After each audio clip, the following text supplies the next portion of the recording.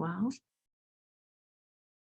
Hi, everybody. I'm Elle Ingalls, and I am doing a little speaking in here as a part of the conference today and just share a little bit about what I do in case you're new to me and my work. And it really keys off so well from what Vanessa just did. So when I think about how I started creating this, something happened to me when I was a senior in high school that really was pivotal many, many decades later in having me do what I do today. I was a runner, a pretty good runner. I was our top 2-miler at my high school and wanting to run in college. And I was running in the wrong shoes. We didn't know a whole lot back then in the 70s. And I destroyed my knees. Like I could barely walk, to be honest. And my sports medicine doctor said, you will not be running for a whole year. You have got to rehab and fix this problem for a whole year. I went into a bit of a depression, to be honest, because the team was everything to me. We had 26 distance girls. I loved my team so much. I'm very much a team player, which is why I even do these conferences. Like I love being a part of a team, like bringing people together. So I was so devastated that I went to the coaches and said, could I please, somebody in here, could I please apprentice coach with you? Can I help out? And of course they want help. So the distance coach actually put me on all the clipboard stuff. So I was doing everything and loving it. But a strange thing started to happen, especially at the bigger meets. Some of the top athletes in particular started to make this little line, both male and female, wanting to talk to me about how to calm down before their events. So they're about to do the high jump or the triple jump or whatever it is they're about to do, or some running race. And they'd like be waiting for me to give them a little bit of advice with whatever else I was doing. And so I started imparting this advice that, of course, I was using as a violinist since I was very small. How to stay calm on stage, how to be able to do this next thing without those butterflies and feeling all jittery. So that was something that I didn't even realize was a gift, to be honest, until years later, decades later, 2010. I have 3 sons. My 2 older sons were playing baseball for the same team. And my eldest said, Mother, you should coach our boys in your mental toughness tips that you teach us and you teach your violin students. We would be amazing as a team if you would do that. And I just started laughing, like, who wants their mother in the dugout? That's just crazy. But they were so serious about it. And I looked at my middle son and he goes, Mom, we want you. We want you to do this. So I kind of wrote up this little pamphlet. My husband threw in some baseball graphics and tightened the language. He's a writer. And I had this little pamphlet, took it to the coaches. And the head coach on the spot actually hired me to be his private coach. He was a financial planner. It was 2010. And that was a real tough time for people in that industry. And so he goes, will you coach me privately and work with all the boys? So I actually coached each one of those baseball players sitting right on the grass, one-on-one. One of the players was the son of an MLB ump. And so Mr. Baseball, I'm from a baseball family. And I thought to myself, of all the boys I'm working with, like, he's probably going to roll his eyes and just not think that what I have is very valuable. Kind of prejudged a little, which I don't do to this day anymore. Sat down on the grass with him, I'm coaching him. And at the end, I would stand up and I'd shake each boy's hand and say, I'm so happy to be able to share this with you. And he looked in my eyes and he goes, oh, Mrs. Ingalls, you get a hug for this. This is going to change my life. It makes me cry every time I think about it. It was such an impactful moment because I realized that what I had was so much bigger than what I thought. And that was in 2010. So 13 years later, I have worked with hundreds of private clients, thousands of people in groups. And I created a very specific method called the pressure-free method. I'm going to share it with you right up front here, just the basis of it, so you can get started with it right away. It's not hard, but we are complex, which is why I've built courses to help people really make this happen. And I have some people who stay with me for years because they're constantly up-leveling their skills and what they're doing in the world. But the basics are this: 3 simple steps: targets, triggers, tools. Targets. And we've talked a lot about, it's a through line through today, like what do you want? What are you aiming for? Or what don't you want? For example, what you do want, maybe you want a promotion at work. I've helped people get amazing promotions or add value to their businesses just by removing the release of stress hormones, which is my expertise. Some people want healthier relationships with their partner, with their children, with their parents. Oftentimes it's just a byproduct. Like parents will say to me, if I'm working with a teen, wow, my teenager talks to me now. That's so cool. So sometimes it's just a byproduct of learning this method. And then some people have very specific health concerns, mental health concerns or physical health concerns. Any concern that you have that is chronic, so if you have a chronic mental or physical disease, if you've received a diagnosis like ADHD that we talked about with Ryan, if you look at the symptoms of ADHD, they exactly match the symptoms of triggering the fight or flight stress response.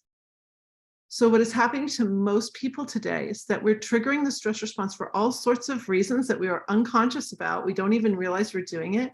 And it's moving us into behaviors that are taking us out of our true selves, out of our best selves.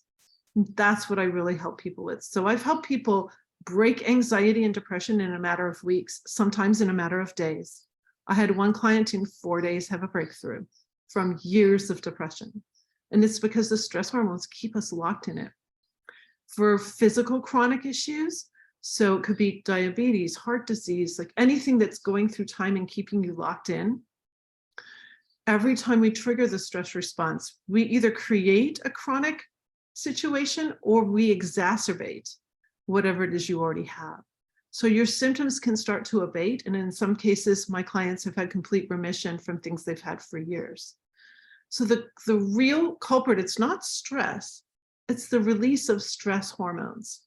Never thought I'd be talking about hormones all day. In fact, I thought that was a bad word when I was a little girl. So it's really kind of funny that that's what I share with people and get deep into. So targets, what are you aiming for? Maybe you don't want a chronic disease, or maybe you want to lessen one, better relationship, promotion at work, or better performance in whatever it is you're doing. We've heard that word better go through today's talks. Second step are triggers. When I started this, nobody used that word. Now everybody calls that out and says, oh, you triggered me. Or like I'll hear a teenager goes, you're such a trigger to me. Or it's a word people use now. But what causes you to feel these emotions? Angry or ashamed? Annoyed? Sorry, it should be anger or annoyance because they kind of fall on a continuum. Ashamed? Anytime you feel anxious or afraid. And anytime you have any sort of environmental abuse come in, like a loud sound. For example, the starting pistol, I was a track coach for years. The starting pistol, and there's funny videos on YouTube for this, like the starting pistol makes people pop and they actually release too much adrenaline. That's why some runners will hit the wall 2/3 of the way through, even in a sprint.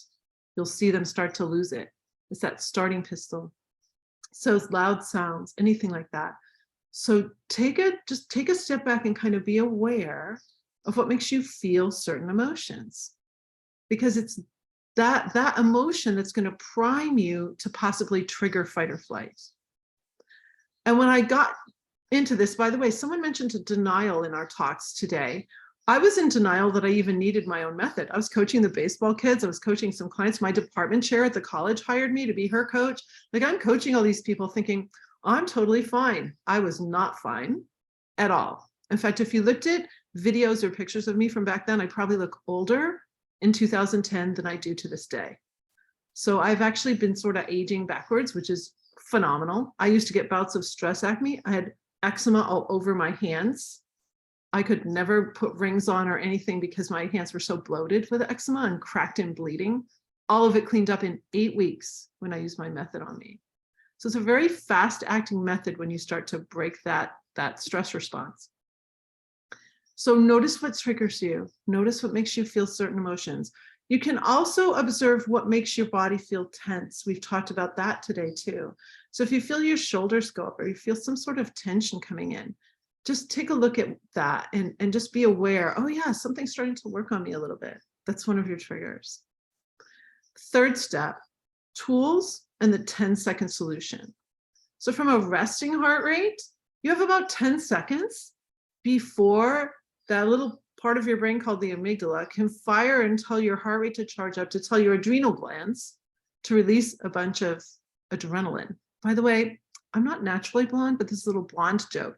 I didn't really understand adrenals, adrenaline. Oh my gosh, it's the same thing. It's pronounced differently. And I am a musician. I focus a lot on what things sound like rather than how they actually look in a word. So we release this cocktail of hormones from the adrenal glands. They're called catecholamines. This little cocktail being released. And when that cocktail releases, it has a lot of great purpose if you're truly under attack, because you're going to be able to fight or run away. But you also might freeze, just not be able to make decisions. You lose focus. Or you'll make up little lies. I learned this from a very special client of mine who said, yeah, we'll make up little lies to cover our butts. So we'll fib. That's another F word. We also might fawn, like, oh, Stephen, I love your backdrop. Like we'll over exaggerate. We want to belong to people. Like we talked about in our very first session this morning, we want to belong. So we'll fawn, over flatter to try and be in a group, try to be in a networking group, as Jessica was talking about, like we'll overdo it.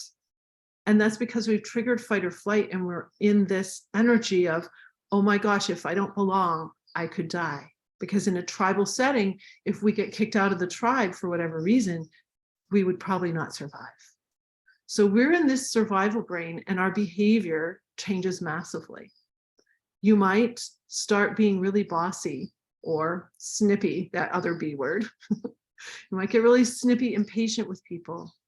You could also binge, that we've talked about today. You could binge alcohol, chocolate, comfort food, Netflix, whatever, to try and feel good. We're just trying to feel good. Another thing we'll do is blame. We'll finger point. Oh, it's his fault I don't have my degree yet. It's the kid's fault that I haven't finished this project. Like we'll blame because we're just trying to justify what's going on with us. Some of my clients say, Elle, I feel like my brain is broken.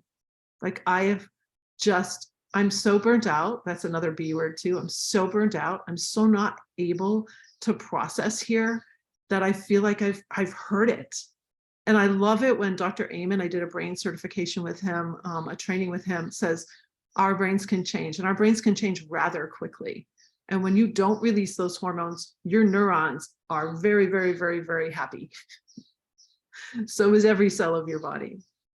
So in this 10-second window from a resting heart rate, what can you do to interrupt the stress response? In my course, I teach over 40 things, and that's because everyone is unique. My method is simple, but because of the uniqueness of our histories, our personal histories, our family histories, of our experiences in life, there's so many things that we need to untangle to figure out which of these tools is going to work for you. Vanessa was just talking about a lot of body tools, our posture, our smiling. When you smile, you release neuropeptides that actually allow the neurotransmitters in your brain that keep your brain focused and working for you going. So a smile is incredibly important. What most people don't know is about the 10-second window. So if you've already gone into feeling butterflies and your stomach's upset or your hands are sweaty, you've already triggered fight or flight. What I like to do is step back and prevent it to begin with. And when you can start to go several hours and then even a whole day, because this is another little thing most people don't know, but when you trigger the stress response for whatever reason, for males, it's an up to 9-hour process. There are 2 different floods of hormones. For all of those to be dissipated out of your cells and you're back to normal is up to 9 hours. And for females, it's an up to 24-hour cycle. So I refer to that as the stress cycle. And if you're in there, you are not optimal. I don't talk about happiness a whole lot or positive. I talk about optimal. How can we have your brain be in an optimal space? How can we have your body be optimal? And that's because some of the work I do is very serious. I play violin and I play a lot of serious pieces. I don't necessarily feel happy, but I'm totally in the zone and totally loving every note. But it's a serious love that I'm working on in that situation. So I talk about optimal mindset for people. Tools in the 10-second solution. So what can you do in that 10 seconds? body tools, mind tools, and life design tools. Those are my 3 types of tools that I teach. Like, how can the body help interrupt the stress response? Vanessa mentioned posture, wide posture. And she and I both work with the same body coach, which is, she's coming on later today. I want to give you one other tool right here, and that's to put a hand on your belly and relax your abdominal muscles. We have tension in our abs as a body armor to protect us from an attack, and that will also tighten our throat. So when you can relax your abs, your throat will open. You'll have a much more beautiful speech pattern and tone of voice. But when you relax your abs, it instantly tells your brain you are not under attack. Now I want to take you a little deeper. If you place your hand on your belly and relax your abs, and now take your hand and go over your belly to where it tucks back in to that spot right there. That is your power spot, your safety spot, your love and your money. If you can relax that spot there, which can be difficult for a lot of my clients, we really have to work on that, to relax that area, because we hold a lot of tension there to protect ourselves. And when you can release it and relax it, it instantly tells your brain you are safe. And although we've built this society with so many wonderful homes and wonderful processes and like amazing ways to transport ourselves around, we feel more unsafe today, I believe, than we did 50 years ago, even 100 years ago. Like, we feel so unsafe today, and COVID certainly threw us for a loop. So safety is really on people's like deep subconscious lately. Like, my clients will say, you know, I don't feel safe. Don't feel safe in relationships. Don't feel safe in our jobs, because it used to be you worked for the same company for 30, 40 years and then you retired. Now it's like you could be let go at any moment. So the unsafety, that's a big deal. Your abs can help you feel safe. So just get those abs a little softer. It will really help. With mind tools, I consider the smile to be a mind tool because of what it does in the brain. Releasing those neuropeptides that allow those neurotransmitters to work keeps this all online for you. But I'll give you one other little brain tool, and that's what I call slogan. Simple little phrase, even just one word you can pop in your head so that you're like, okay, I'm cool here. One of my clients is, I can do this.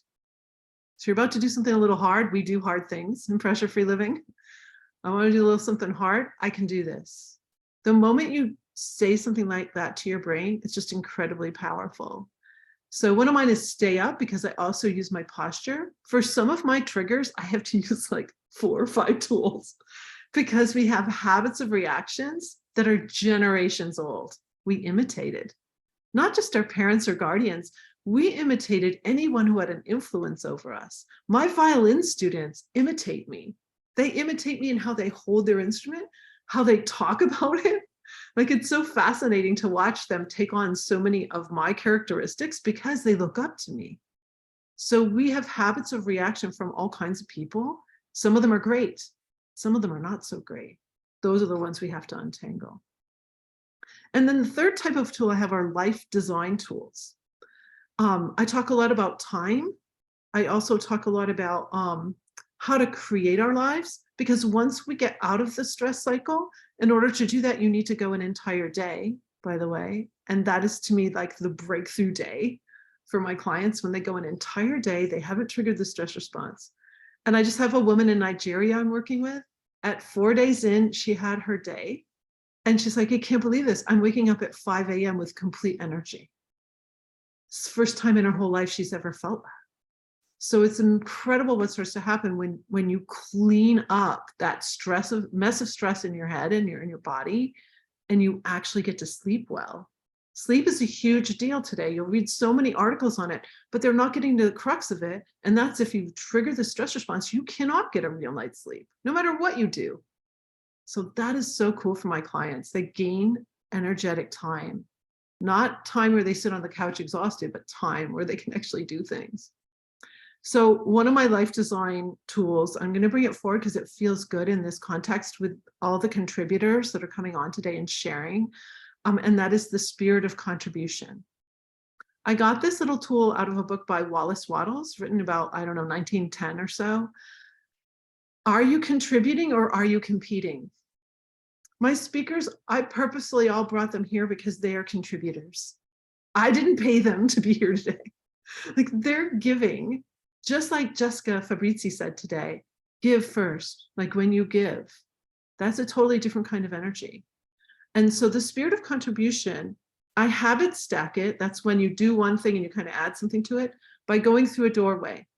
The old me, because I was an executive for a while, my husband was the stay-at-home parent. The old me used to cross into the threshold at home and start complaining about all the balls and hockey sticks and everything all over the living room floor, because it was like ESPN sports in my house. So it's like I just start complaining, right? That's not contributing, that's competing language.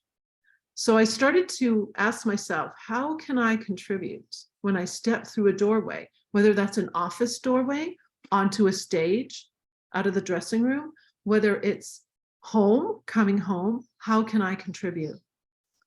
How can I contribute is a very powerful, a very empowering question that moves you into a space where you're probably not going to trigger fight or flight, because you're no longer trying to compete with somebody else and be the best. You're moving into your own gifts and talents uniquely. How can I contribute here?